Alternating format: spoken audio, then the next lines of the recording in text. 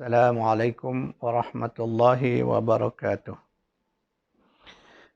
A'udzu billahi minasyaitonir rajim. Bismillahirrahmanirrahim. Innal hamdalillah nahmaduhu wa nasta'inu wa nastaghfiruh wa na'udzu billahi min shururi anfusina wa min sayyiati a'malina. Man yahdihillahu fala mudilla lahu wa man yudlilhu fala hadiya lahu.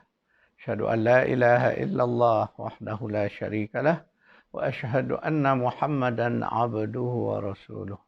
Allahumma salli ala Muhammad wa ala ali Muhammad. Allahumma anfa'na bima 'allamtana wa 'allimna ma yanfa'una wa zidna 'ilma. Subhanaka la 'ilma lana illa ma 'allamtana innaka antal alimul hakim. Allahumma amin. Alhamdulillah, syukran lillah. Pagi ini insya-Allah kita dapat bersama-sama meneruskan kuliah tadabbur surah Al-Fatihah berdasarkan kepada buku 7 ayat yang diulang-ulang. Tuan-tuan perempuan yang memiliki buku boleh membuka halaman 102 atau 106 pada buku baru. InsyaAllah pagi ini kita sambung kuliah kita dalam bab hamdalah. A'udzubillahi minasyaitonirrajim. Bismillahirrahmanirrahim. Alhamdulillahi Rabbil Alamin. Kita masih lagi mentadabbur ayat segala pujian kesyukuran itu wajib bagi Allah, Rabb sekalian alam. Semalam kita menyentuh tentang kenapa kita wajib mensyukuri Allah. Salah satunya ialah kerana anugerah Allah yang sangat banyak dalam bentuk alam ciptaan Allah ini adalah sebagai dalil bukti bahawa Allah itu zat yang layak dipuji. Kerana Allah mengurniakan kita segala-gala di alam ini sebagai kemudahan kepada manusia. Pagi ini insya-Allah kita terus kepada ayat surah An-Naml, surah 27. Kita lihat. Surah 27 ayat 93. A'udzu billahi minasyaitonir rajim. Wa qulil hamdulillahi sayuriikum ayatihi fata'rifunaha wa ma rabbuka bighafilin amma ta'malun. Dan katakanlah wahai Muhammad, segala pujian tertentu bagi Allah yang melimpahkan nikmat-nikmatnya yang tidak terhitung. Ia akan memperlihatkan kepada kamu tanda-tanda kekuasaannya supaya kamu dapat mengetahuinya dengan jelas nyata. Dan Tuhanmu tidaklah lalai akan segala sesuatu yang kamu lakukan. Ayat terakhir dari surah An-Naml ini menceritakan tentang perintah Allah, bahawa Allah hendak kita melafazkan hamdalah, memujinya. Maka segala pujian kesyukuran itu bagi Allah dan dia akan memperlihatkan tanda-tanda ayat-ayatnya supaya kamu mengenalinya. Jadi tuan-tuan perempuan, ayat ini menyokong apa yang telah saya kupas malam, bahawa segala sesuatu di alam ini Allah ciptakan untuk menyokong manusia, memudahkan kehidupan manusia di alam ini. Kita lihat Allah menciptakan alam nabat, alam tumbuh-tumbuhan.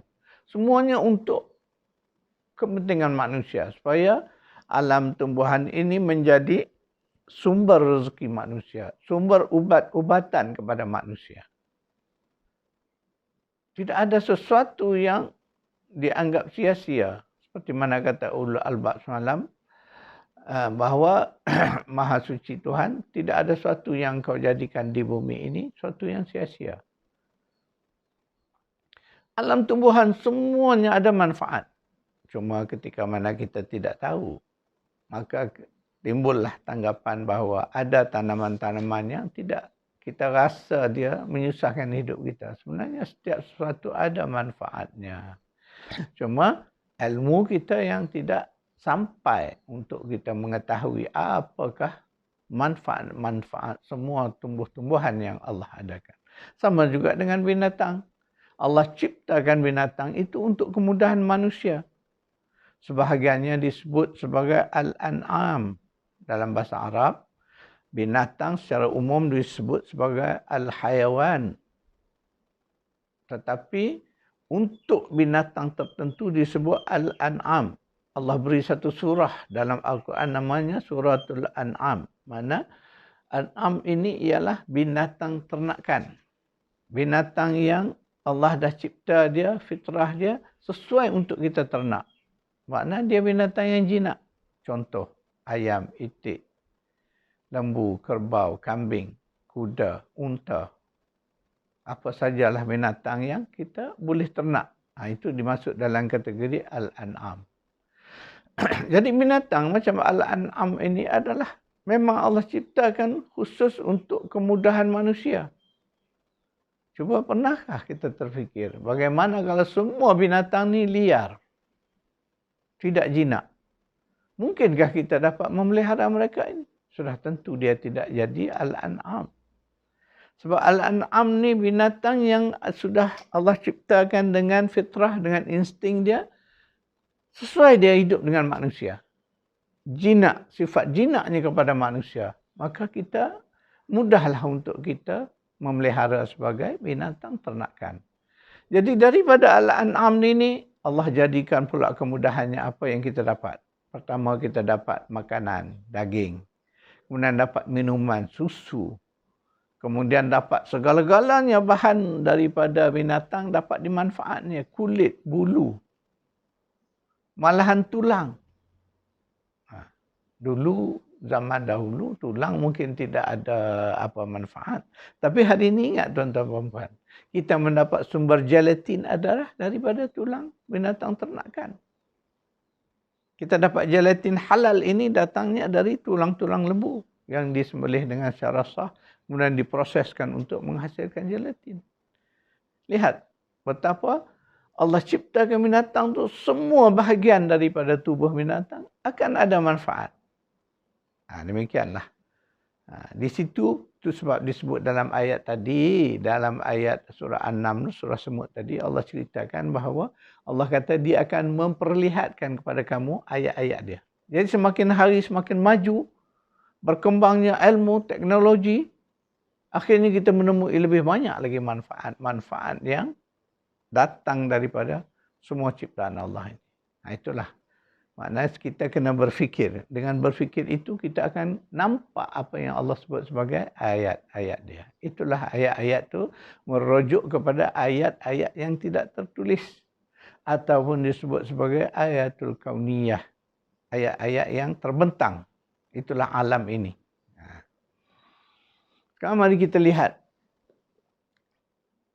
surah Ali Imran ayat 193. Surah Ali Imran surah 3 ayat 193. Ayat 193 ini adalah kesinambungan daripada ayat berkaitan ulul albab.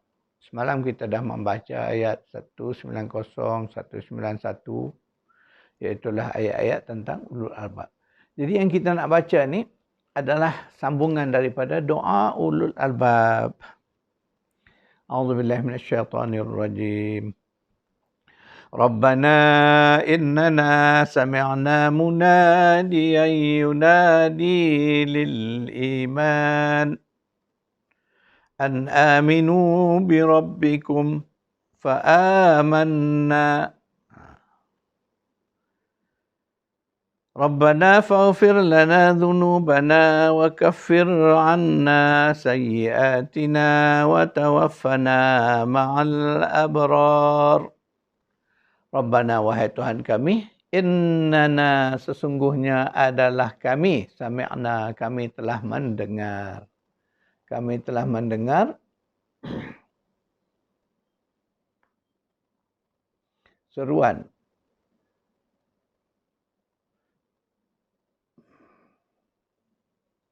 Kami telah mendengar seruan dari seorang penyeru. Jadi penyeru itu dalam braket kita masukkan adalah Rasul. Jadi apa yang disuruh oleh Rasul? Yunadi, dia menyeru lil iman, kepada iman.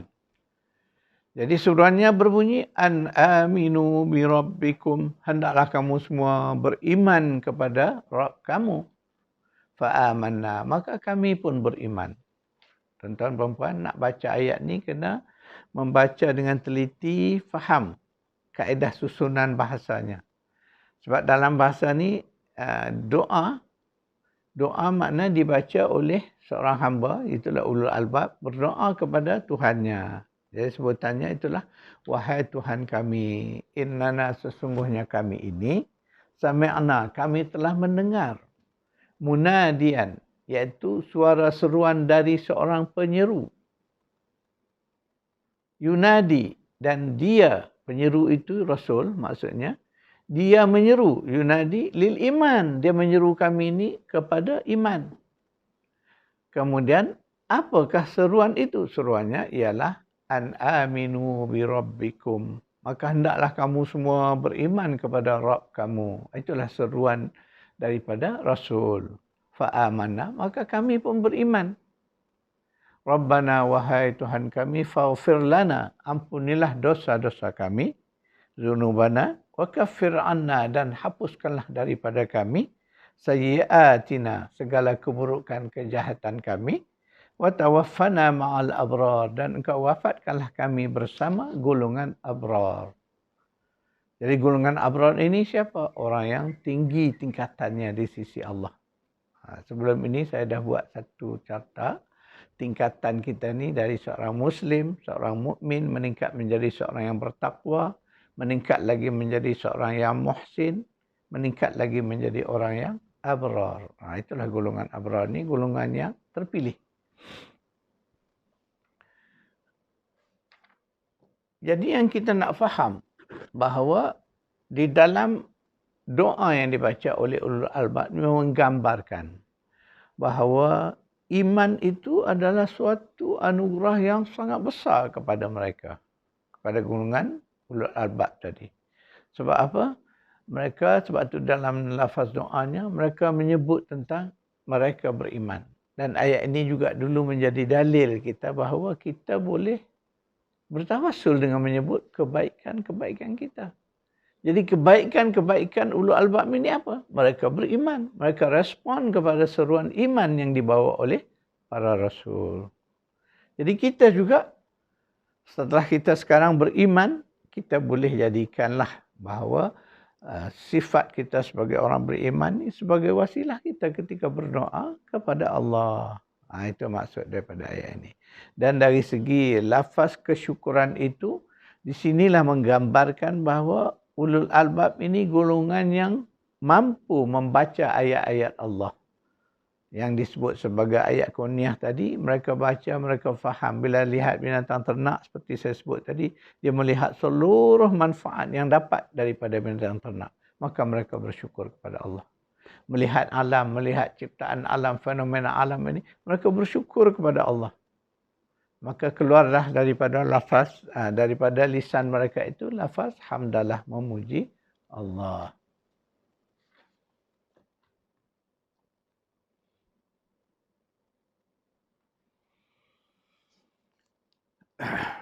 Sekarang kita masuk kepada bab kecil, iaitu pujian kepada Allah. Kerana apa? Kerana Allah itulah Rabb.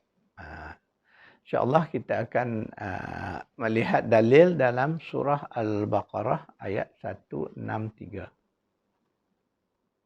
Mari kita lihat surah Baqarah, surah 2 ayat 163.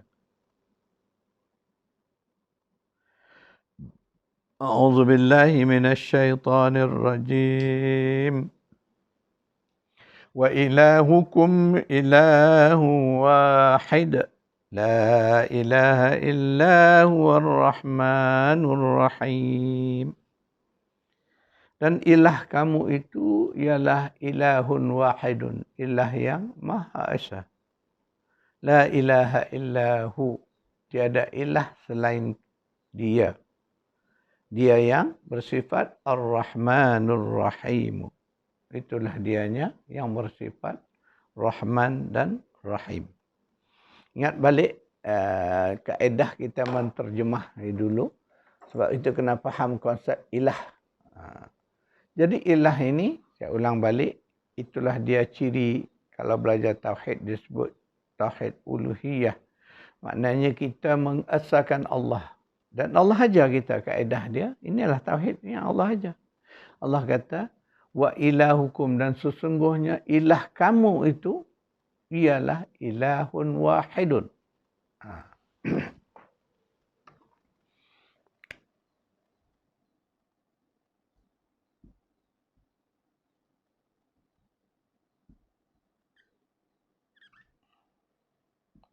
Ilahun wahidun. Maknanya apa? Makna ilah itu, itulah Tuhan yang wajib disembah itu, ilah yang wahid. Ilah kamu itu ialah ilah yang tunggal, yang Maha Esa. Kemudian Allah sebut lagi di kalimah ayat berikutnya, La ilaha illahu Ar-Rahmanur Rahim. Tiada ada ilah melainkan Dia yang Maha Pemurah lagi Maha Penyayang. Ayat ini lebih kuranglah sama seperti syahadat kita. Asyhadu an la ilaha illallah. Kita bersaksi bahawa la ilaha illallah. Tiada ilah melainkan Allah. Jadi dalam ayat ini disebut tiada ilah melainkan Dia. Dia yang mana? Ar-Rahmanur Rahim. Jadi di situ Allah nak mengajar kita mengenal Dia, mentauhidkan Allah. Itulah ayat tauhid. Bila kita belajar Al-Quran, memahami Al-Quran, mentadabbur, di sinilah kita menemui fakta-fakta tauhid yang senang, yang mudah, direct forward. Straight forward kata orang. Tidak berbelit-belit. Jadi belajarnya mudah tauhid Al-Quran ini. Katakanlah bahawa Allah itu ilahun wahid. Ilah yang Maha Esa. Tidak ada ilah lain. Tidak ada dua Tuhan, tidak ada banyak Tuhan. Alihah seperti orang kafir menganggap begitu. Allah mengajar ilah itu satu. Yang layak jadi ilah itu hanyalah Allah. Sebab dia sebut la ilaha illallah. Tiada ilah selain Allah. Itulah tauhid kita, syahadah kita. Ini faham baik-baik ayat ni. Ayat 163 daripada surah Al-Baqarah.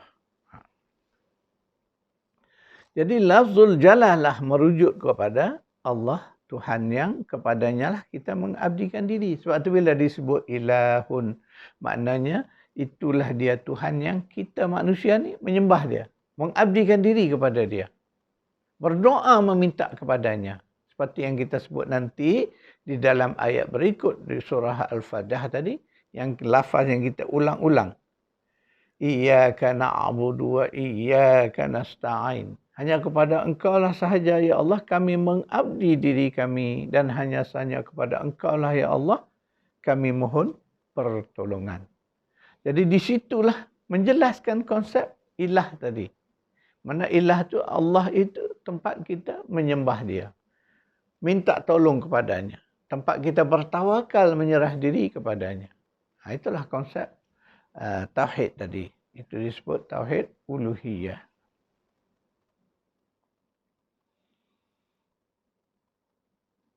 Okey. Daripada ayat tadi kita masuk ke ayat berikutnya. Tadi ayat 163. Sekarang kita pergi kepada ayat berikutnya, ayat 164.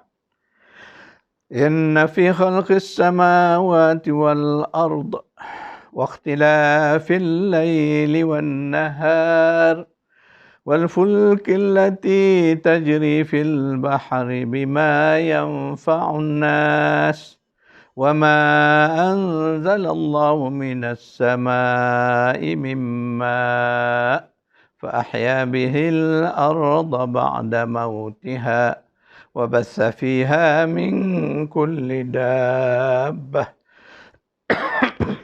وتصريف الرياح والسحاب المسخر بين السماء والأرض laayatin liqaumin ya'qilun.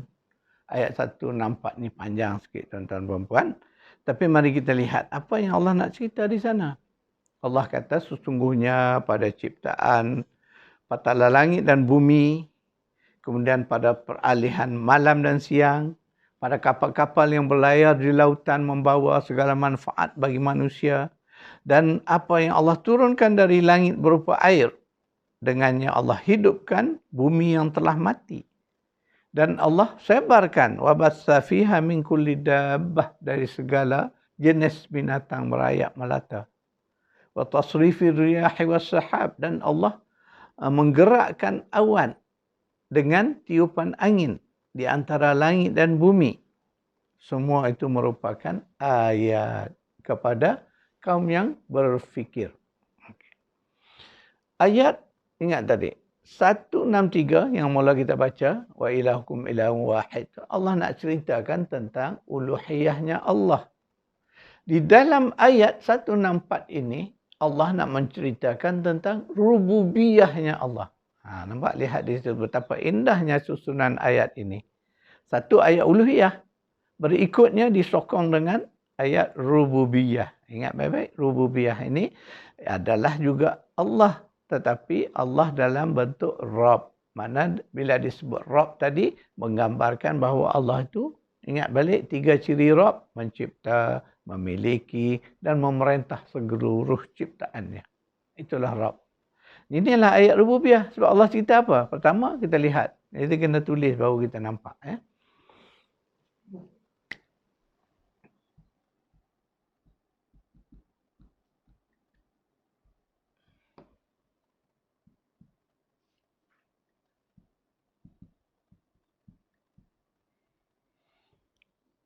Dalam ayat 164, Allah menceritakan yang pertamanya, Allah kata, cipta langit, bumi. Kemudian 2, fenomena.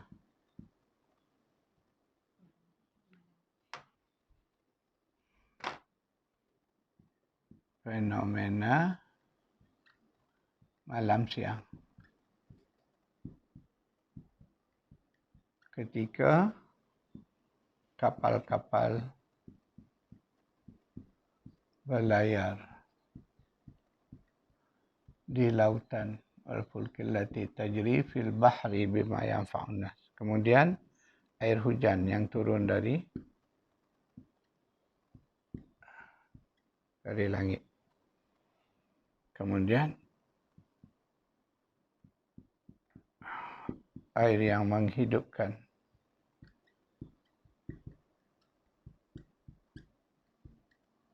bumi yang mati. Nombor 6, menghidupkan, menyebarkan binatang di bumi. 7, angin dan awan.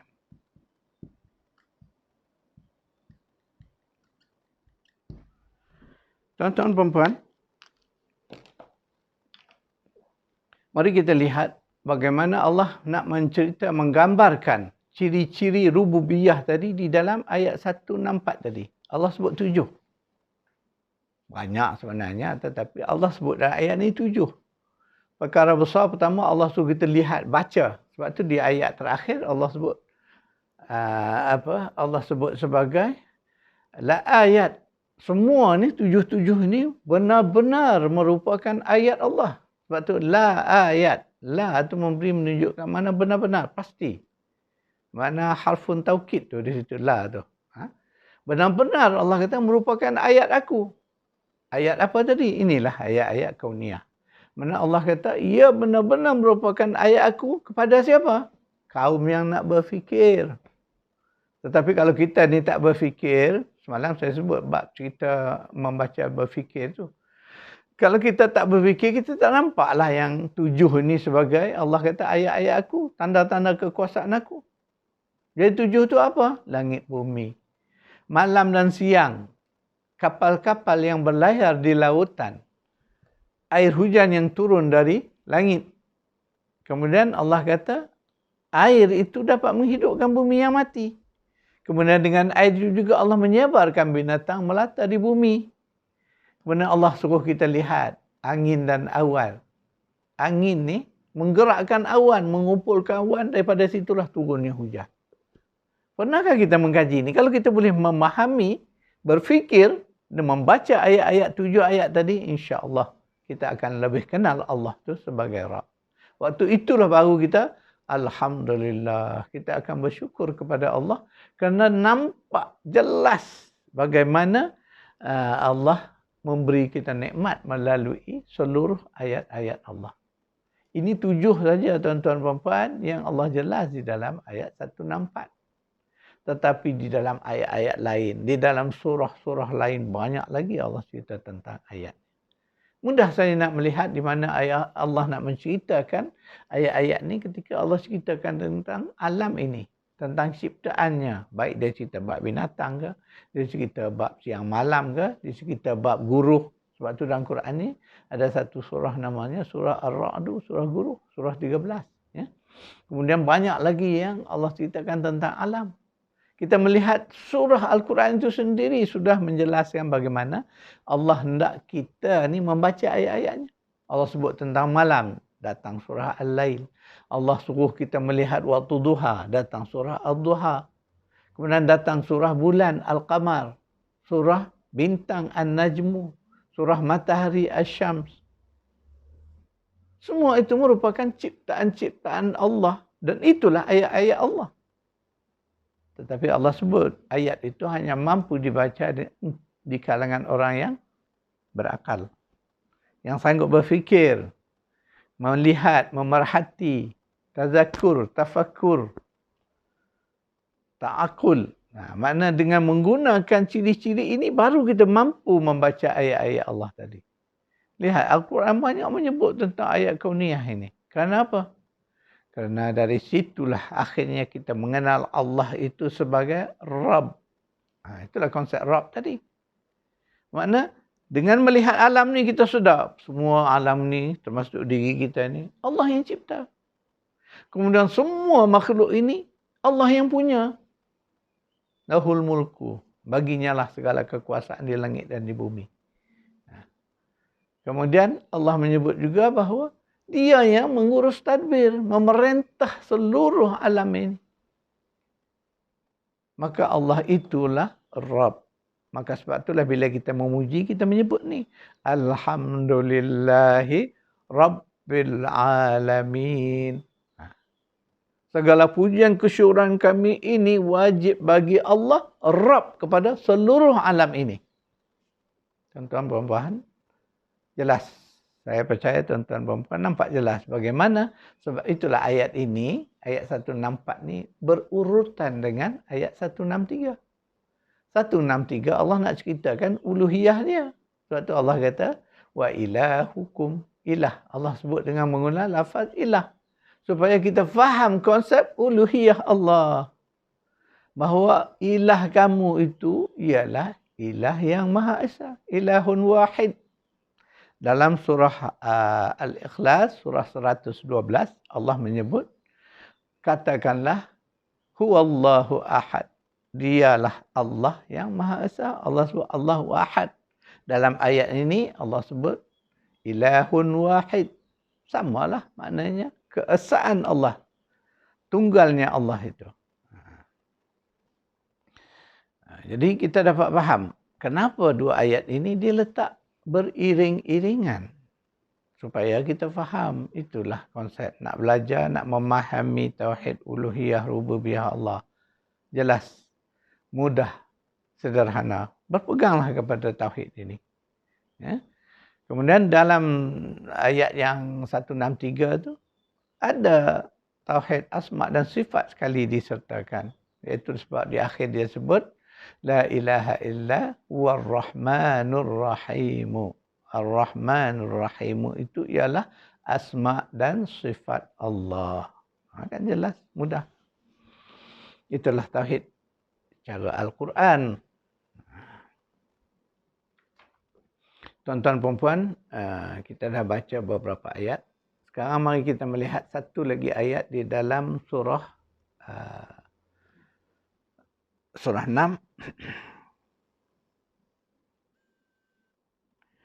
Surah Al-An'am ayat 101, 102. A'udzu billahi minasyaitonir rajim. Badi'us samawati wal ard.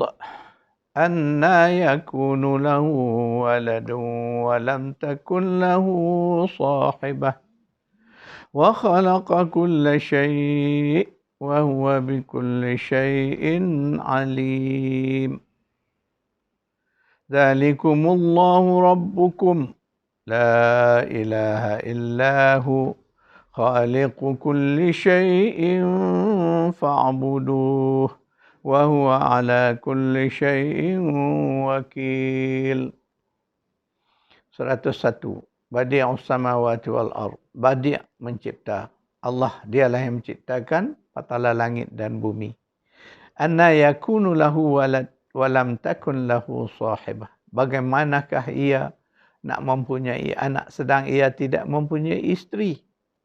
Wa khalaqa kulla syai', dan ia pula yang menciptakan segala sesuatu, dan dialah yang maha mengetahui akan segala-gala sesuatu. Zalikumullah, demikian itulah Allah, Rabb kamu. Lihat tuan-tuan perempuan, Allah sebut Allah itu Rabb kamu. La ilaha illahu, tiada ilah melainkan dia. Khaliqu kulli syai', dia yang telah mencipta segala sesuatu. Fa'buduh, maka hendaklah kamu abdikan diri kamu kepadanya. Wa huwa ala kulli syai'in wakil. Dan ingatlah bahawa dialah yang mentadbirkan segala-galanya. Segala sesuatu adalah dalam urusannya. Kita lihat ayat 101, 102 ni tuan-tuan perempuan. Di situ terangkum tauhid uluhiyah, tauhid rububiyah Allah. Tauhid asma wa sifat pun ada di dalamnya. Itulah mudahnya kita melihat tauhid dari sudut Al-Quran. Yang Allah sebut. Allah kata, Badi'us samawati wal ard. Allah lah yang telah mencipta langit dan bumi. Bila sebut mencipta tu, akan kembalilah kepada rububiyah Allah. Sebab Allah sebagai Rabb lah dia mencipta. Kemudian timbul isu orang yang mensyirikkan Allah. Orang yang mendakwa bahawa Allah ada anak. Seperti Yahudi mengatakan Uzair anak Allah. Nasrani mengatakan Isa anak Allah. Allah tanya, bagaimana Allah nak memiliki anak sedang dia pun tak ada isteri? Cuba fikir ni. Kemudian Allah sebut, wa khalaqa kulla syai'. Dan dialah Allah lah yang mencipta segala sesuatu. Dan dia maha mengetahui di atas segala sesuatu. Nampak sifat-sifat Allah tu. Jadi sifat Allah apa yang ada di situ? Sifat yang pertama, alimun. Itu sifat. Sifat Allah, maha mengetahui. Allah kata, Zalikumullah. Ciri-ciri itulah sebagai Rabb itu kan. Itulah menunjukkan bahawa Allah itu Rabb kamu. Zalikumullahu Rabbukum. La ilaha illahu. Tiada ilah selain dia. Khaliqu kulli syai'. Dialah yang telah mencipta segala sesuatu. Lihat ayat 102 mengukuhkan lagi ayat sebelumnya. Jadi Allah kata dialah yang telah mencipta segala sesuatu. Maka hendaklah kamu beribadah mengabdi diri kepadanya. Wa huwa ala kulli syai'in wakil. Dan Allah lah yang mentadbir urus, mengatur segala sesuatu ini. Itu kan sifat-sifat rububiyah Allah. Lihat tuan-tuan perempuan, melalui dua ayat ini kalau kita dalami betul-betul, kita fahami dengan sempurna. Sempurna ada dah. Nama-nama Allah, sifat Allah disebut alimun. Kemudian ayat yang 102, wakil. Allah itulah al-wakil.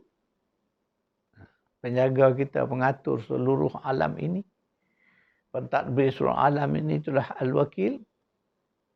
Dan sebab itulah ketika mana kita ada masalah, kita kena berserah diri kepada dia. Namanya tawakal. Tawakal ala Allah, berserah diri kepada Allah. Kenapa? Kerana Allah itu Al-Wakil. Dialah yang mentadbir, menjaga alam ini. Serah urusan pada dia. Dia tahu. Sebab ayat sebelum disebut kerana Allah itu alimun. Allah Maha mengetahui. Ketika itu kita faham mudah. Sederhana tauhid ini sebenarnya, tuan-tuan. Kita berserahlah diri kepada Allah yang Maha Esa tadi. Kerana Allah tu Maha mengetahui. Dia mendengar doa kita. Sami'un, alimun, basirun. Dia melihat kita. Kan nama-nama Allah tu banyak. Jadi tuan-tuan perempuan, kita belajar memahami Al-Quran ini. Dari situlah kita dapat menghayati dalam hidup kita. Terutama di sudut tauhid. Sebab tauhid ini melibatkan aqidah, keimanan kita kepada Allah Subhanahu wa taala. Saya akan buat catatan kuliah kita pagi ini. Ayat-ayat yang kita dah tadabbur.